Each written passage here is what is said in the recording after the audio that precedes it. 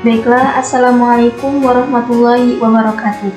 Perkenalkan, nama saya Nur Hayatun dengan NIM 100118182126015 dari Peminatan Epidemiologi 2021. Baiklah, di sini saya akan memberikan tutorial uji ANOVA sebagai salah satu analisis bivariat.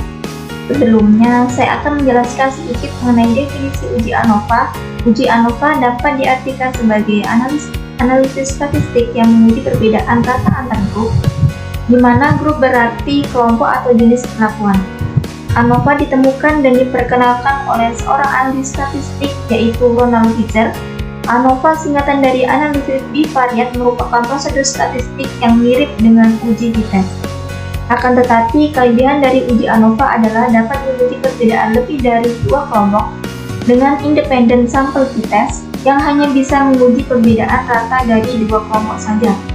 Uji ANOVA terbagi menjadi univariat one-way ANOVA, yaitu apabila variabel bebas dan variabel terikatnya hanya satu. Yang kedua, univariat two-way ANOVA, yaitu variabel bebas ada dua, sedangkan variabel terikatnya ada satu. Lalu yang ketiga, univariat multi-way ANOVA, yaitu apabila variabel bebasnya lebih dari 2 sedangkan variabel terikatnya 1. Baiklah, di sini saya akan membahas tutorial atau langkah-langkah dalam uji one-way ANOVA. Adapun konsep dasar uji one-way ANOVA sendiri yaitu uji one-way ANOVA disebut juga uji ANOVA satu faktor. Yang kedua, uji one-way ANOVA digunakan untuk menguji apakah rata-rata dua atau lebih kelompok berbeda secara nyata. Selanjutnya itu persyaratan yang harus kita lalui apabila kita ingin menguji uji one-way ANOVA. Yang pertama yaitu sampel berasal dari kelompok yang independen. Yang kedua, variabel faktor berupa non-metrik atau data kategorial. Jadi bukan berupa data angka untuk variabel faktornya.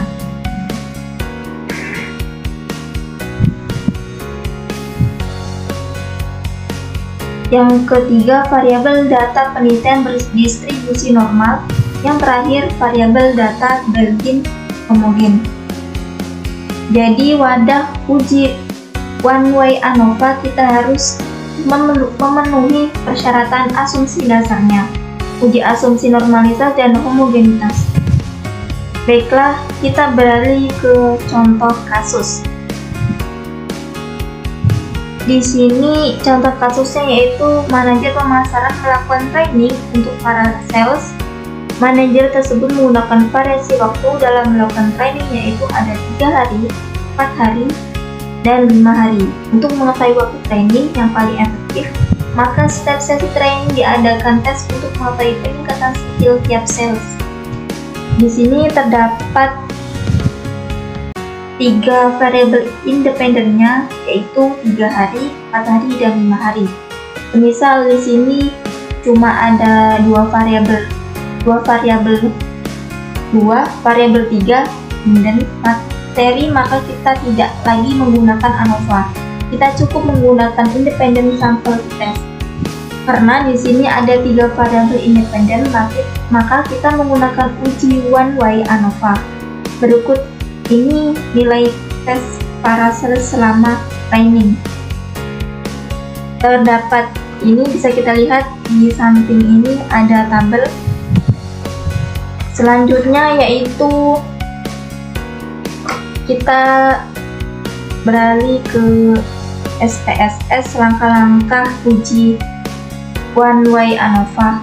Langkah-langkah awal uji one-way ANOVA yaitu kita langsung saja ke SPSS, di mana data training telah dimasukkan ke dalam SPSS.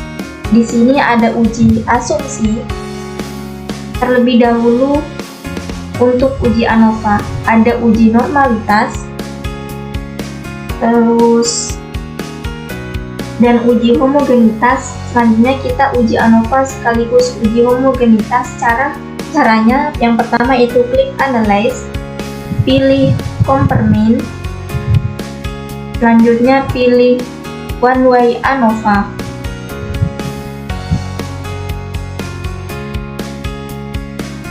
Maka akan muncul beberapa lama training. Kita masukkan ke faktor, nilai dimasukkan ke independent list, lalu pilih option, kita centang deskriptif sama uji homogenitas, lalu klik continue dan klik OK. Maka akan muncul beberapa tabel, ada 3 tabel. Kita ke uji homogenitas terlebih dahulu. Di sini yang akan digunakan adalah nilai signifikansi. Kita ke dasar pengambilan keputusan. Kita keputusan untuk uji homogenitas. Jika nilai sig lebih besar daripada alfa, maka varian antar kelompok data adalah homogen. Sebaliknya, jika nilai sig lebih kecil daripada alfa, maka variabel antar kelompok data adalah tidak sama atau tidak homogen. Untuk alfa di sini kita menggunakan 0,005. Di sini diperoleh nilai sig 0,994 lebih besar dari alfa, yaitu 0,05. Maka varian antar kelompok data adalah sama atau homogen. Jadi data ini sudah memenuhi uji asumsi homogenitas. Selanjutnya kita ke kolom deskriptif. Di sini ada 3 variabel. Yang pertama 3 hari, 4 hari, dan 5 hari. Nilai rata-rata tertinggi dapat dilihat pada variabel 5, yaitu hanya harinya, yaitu 8,8750. Di sini kita belum bisa menentukan apakah masing-masing rata-rata ini sedemikian atau tidak. Maka kita perlakukan tabel ANOVA untuk melihat apakah masing-masing kolom merata adalah sedemikian atau tidak. Kita ke ANOVA pada tabel ANOVA terlebih dahulu. Pada tabel ANOVA yang akan kita gunakan yaitu pada kolom sig. Di sini kita ke hipotesis untuk uji one way ANOVA, yaitu HO ketika memiliki rata-rata nilai, kerjasama untuk H1 ketika kelompok memiliki rata-rata nilai tes yang berbeda. Pedoman pengambilan keputusan uji one way ANOVA, jika nilai signifikan lebih besar dari alfa, maka HO diterima. Sebaliknya, jika nilai signifikansi lebih kecil dari alfa, maka HO ditolak. Di sini pada tabel di bawah nilai sig 0,00 lebih kecil daripada 0,05. Maka HO ditolak. Karena HO ditolak, maka H1 diterima pada kelompok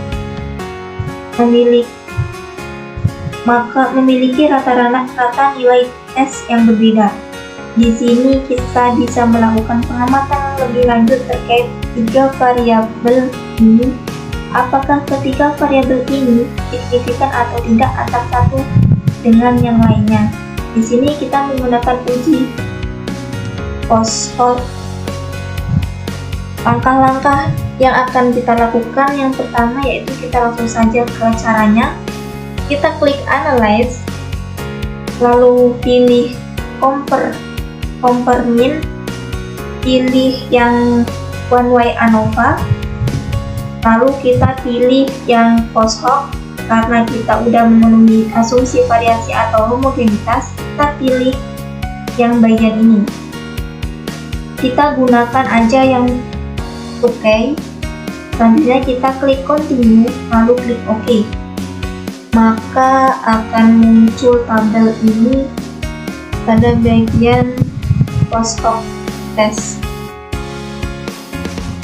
Dan di sini sudah kelihatan outputnya. Di sini kita bisa melihat